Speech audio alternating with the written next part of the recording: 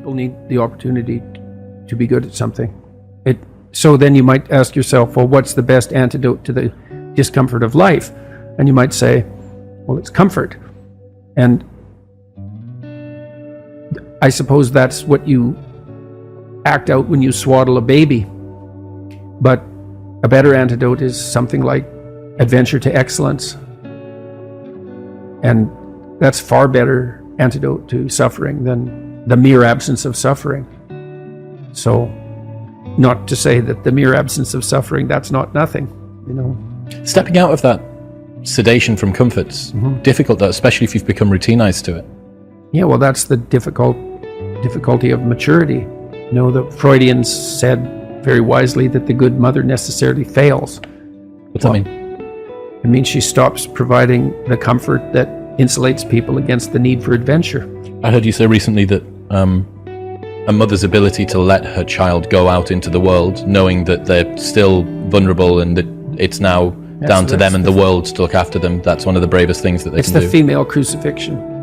So, and that's exemplified best in, well, the best portrayal of that I've seen is Michelangelo's Pieta. You know, it's a statue of Mary, and she has Christ's body on her, as an adult, on her lap, and he's broken and destroyed, and, you know, she's displaying that. And that's the bravery of a mother, to allow that to happen. But not only that, to facilitate it. So what about... Way you go, kid. Way you go. Well, why? It's dangerous out there. It's like, yeah, no kidding. It's more dangerous here if you stay with me. By a lot. So you might lose your body out there in the world, but if you stay here, you lose your soul.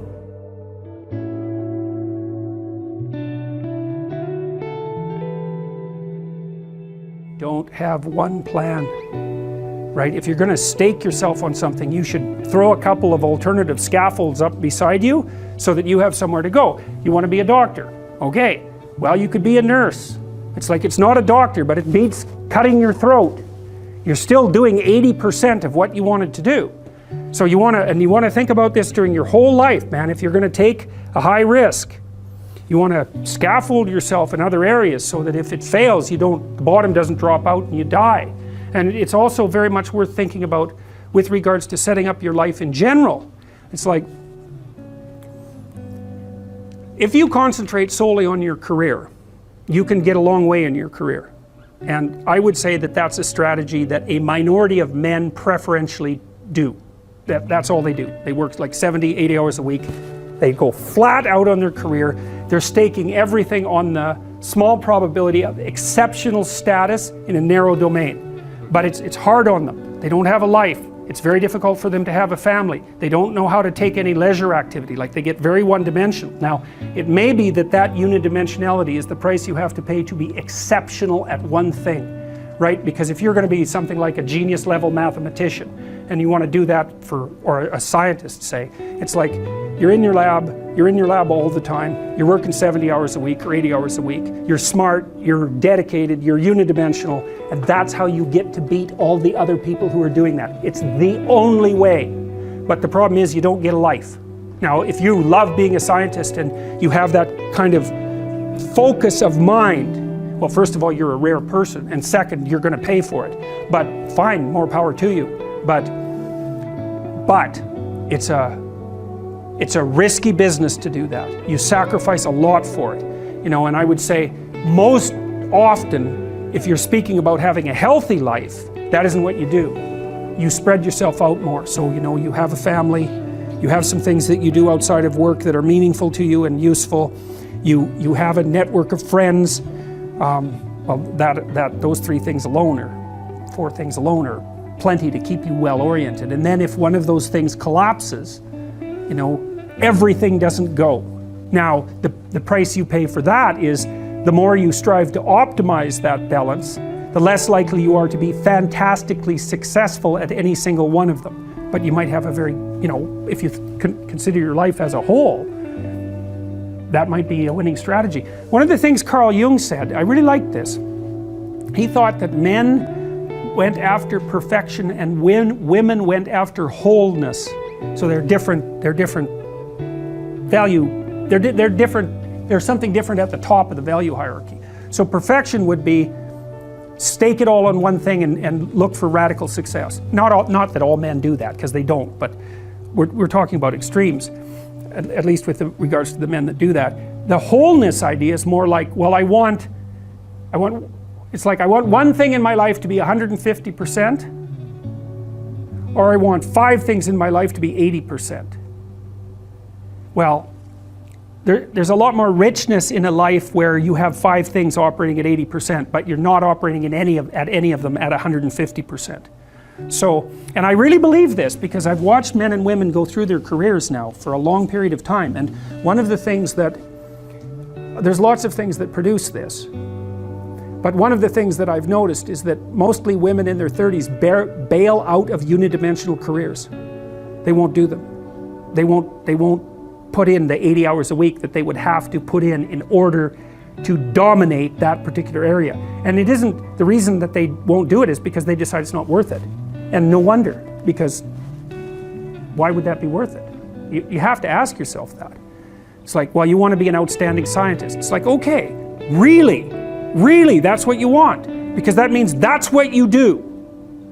Because you're competing with other people, you know, they're smart, they're hardworking, and if you want to be at the top, you have to be smarter and work harder than any of them. And working hard means working long hours. I mean, it also means working diligently, but in the final analysis, it's also an additive issue.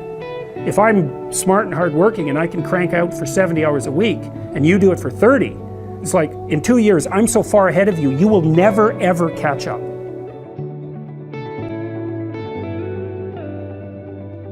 A woman is extremely bonded with her infant, say between 0 and 9 months, and the infant is utterly helpless.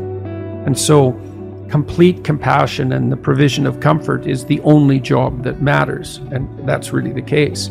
And then the woman has to switch gears to some degree. The mother has to switch gears as the child starts to become more mobile fundamentally and more independent.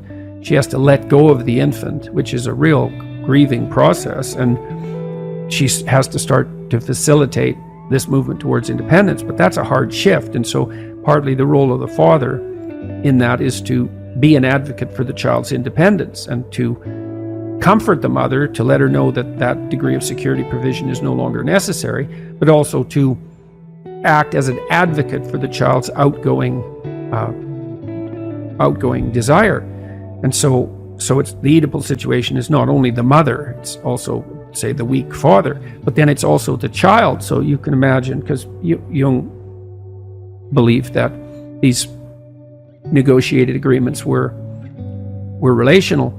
So, you know, you're 6, you're in grade 1, maybe you're feeling a little ill, maybe you're not, maybe you're playing with being a little ill, and maybe you're playing with exaggerating how ill you are, and your mom comes downstairs and says, you know, you've got a test today at school, maybe you haven't quite prepared for it, maybe you know you should have, and she says, but you know, you seem to have a tummy ache, maybe you're too sick to go to school.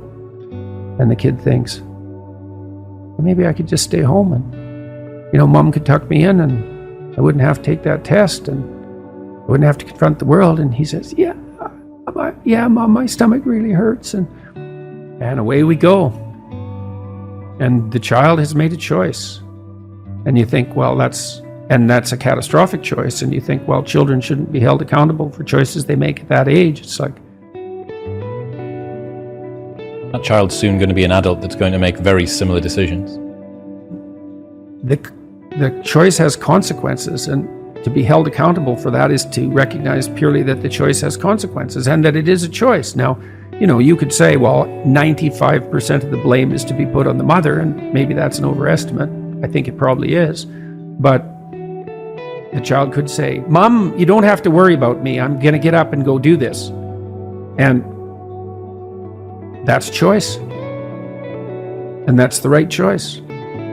So these are always chicken and egg problems, obviously, but that fleshes out the complexity of the situation. You know, if you're being enticed down a pathological road, you can accept or reject the invitation. Now, some people are better at enticing, and some people enforce it more harshly, and there's all sorts of individual variability in situations like this, but just because you're offered the bait doesn't necessarily mean that you have to take it. So, and I'm not a determinist. I do believe that people have free will, whatever that means. That's a murky subject, and it gets complicated the more you look at it, but whatever. It's still a good shorthand way of describing the fact that we seem to be cursed with responsibility for our own destiny, at least to some degree.